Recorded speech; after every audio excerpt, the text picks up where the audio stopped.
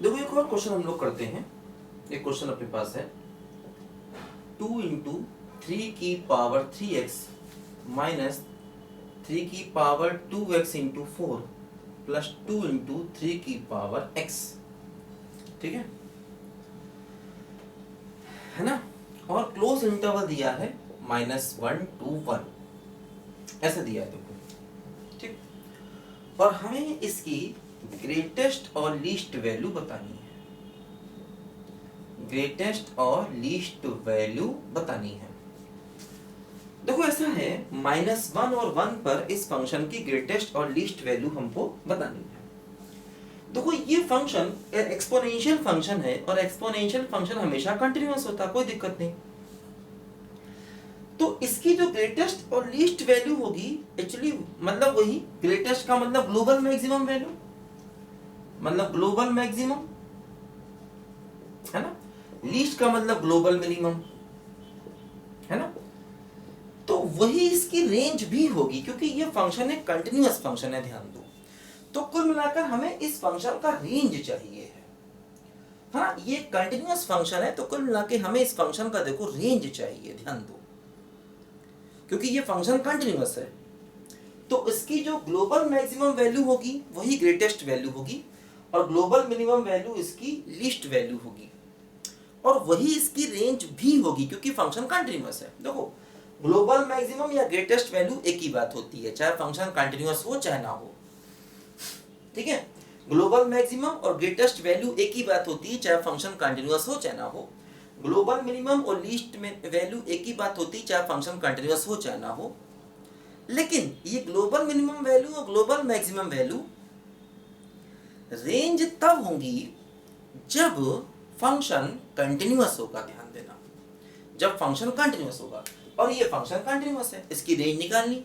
कुल मिलाकर हमें इस फंक्शन की रेंज निकालनी इस इंटरवल में, है ना, -1 और 1 के बीच में। देखो क्या करते हैं, एक काम किया जाए।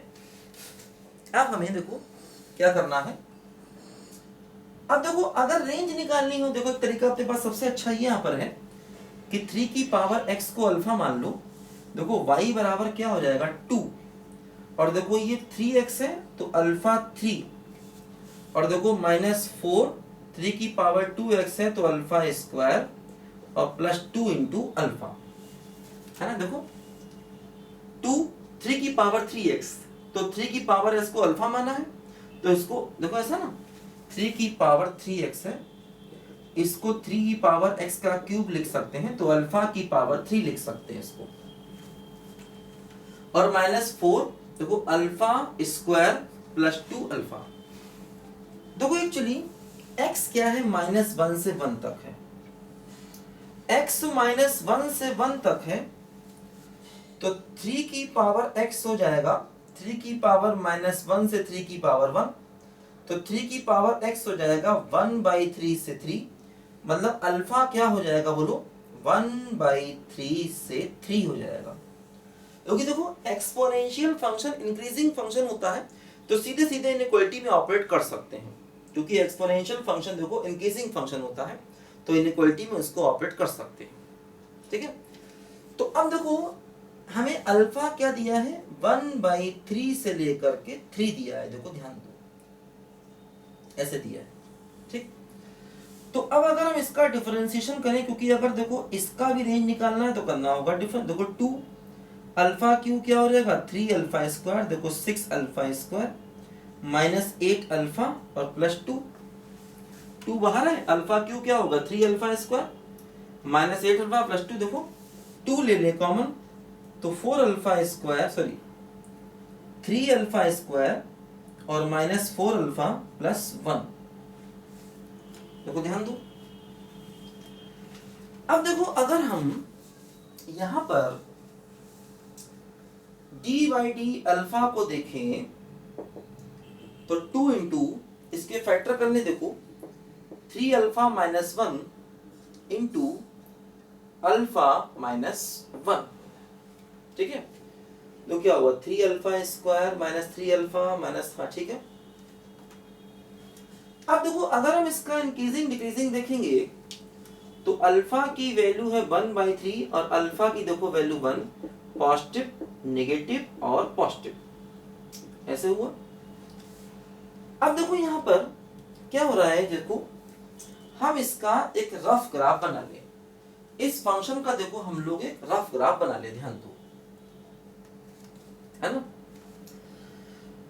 इस फंक्शन का देखो हम लोग एक रफ ग्राफ बनाते हैं।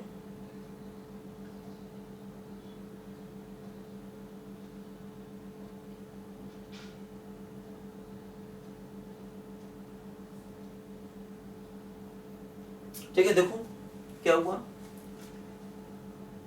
देखो ध्यान दो, इस फंक्शन का देखो ये इसका इंक्रीजिंग डिक्रीजिंग आया, देखो इसका रफ ग्राफ बनाते हैं। देखो क्या हो रहा है, ये है 1/3 और देखो ये है 1 और यहां कहीं देखो आएगा 3, ध्यान दो।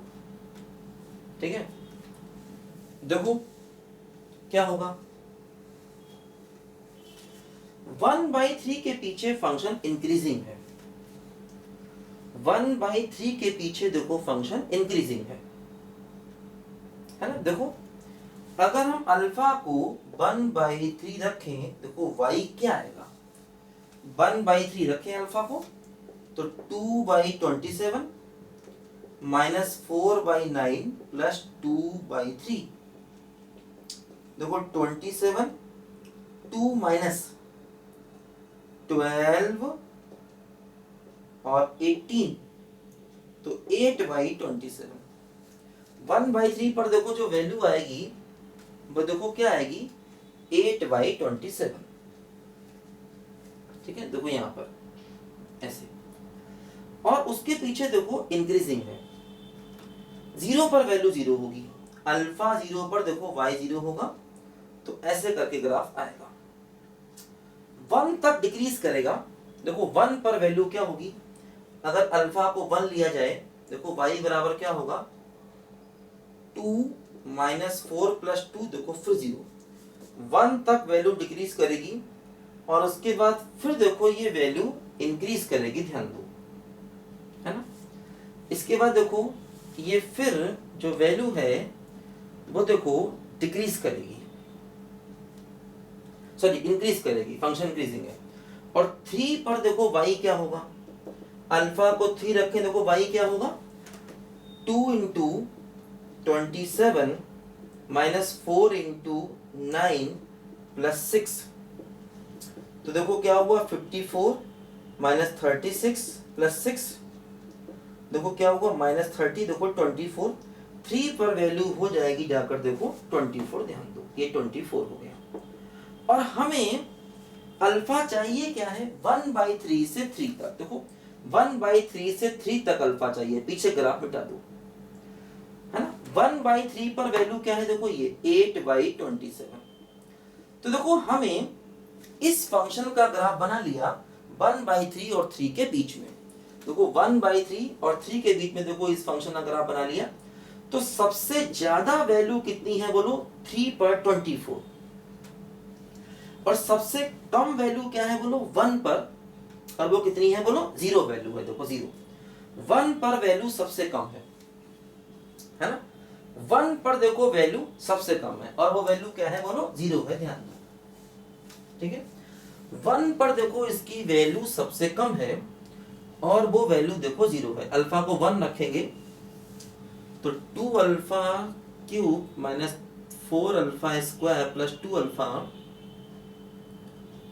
ठीक है, अल्फा को 1 रखेंगे तो 2 प्लस 2 4 माइनस 4 0 हो जाएगा। ठीक है, तो मतलब देखो क्या हुआ, इस फंक्शन का हमने रेंज निकाल लिया, है ना। अल्फा कहां से कहां जाना था, 1/3 से 3 तक। देखो तो देखो पूरे फंक्शन का जो रेंज आ गया वो 0 से 24 आ गया, ध्यान दो।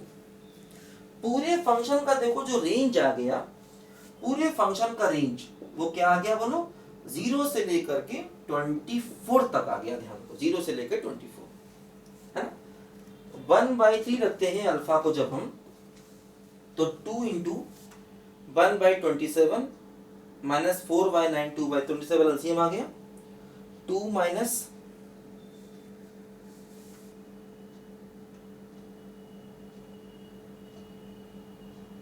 ठीक है, कोई दिक्कत नहीं। ठीक है, पूरा फंक्शन जो है उसका ग्राफ अगर बनाया जाए, ये ग्राफ है इस क्यूबिक फंक्शन का, देखो ध्यान दो, तो इसकी वैल्यू अल्फा बराबर 1 पर मिनिमम है और 3 पर मैक्सिमम है ना। तो ये इस फंक्शन का देखो रेंज आ गया, 1 पर वैल्यू कितनी है 0 और 3 पर वैल्यू कितनी है बोलो 24। तो ये इस फंक्शन का रेंज आ गया। अब देखो ध्यान दो, जैसे ये मिनिमम वैल्यू कहां है, जब अल्फा 1 है, अल्फा 1 का मतलब 3 की पावर x1 यानी x बराबर 0 है, और मैक्सिमम वैल्यू कहां है, जब अल्फा 3 है, अल्फा 3 का मतलब 3 की पावर x बराबर 3, तो जब x 1 है, तो मतलब जब x 0 है तो देखो इस पूरे की वैल्यू मिनिमम है जो कि 0 है, और जब x 1 है तो इस पूरे की वैल्यू मैक्सिमम है जो कि 24 है। ध्यान दो, है ना। ऐसा यहां पर हमारा आंसर आ गया।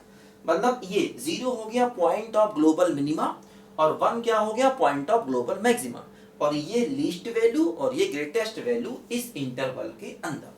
तो देखो इस क्वेश्चन को हमने अपने फंक्शन के नॉलेज की हेल्प से कर लिया। अगर हम इसको अल्फा ना मान के डायरेक्ट डिफरेंशिएशन करेंगे तब भी होगा ये, ऐसा नहीं कि तब नहीं होगा। अगर हम इसको अल्फा ना माने डायरेक्ट डिफरेंशिएशन करेंगे तब भी हो जाएगा, और अल्फा मान के किया तो और आसानी से देखो निकल गया। करो बच्चों फटाफट जल्दी से इसको।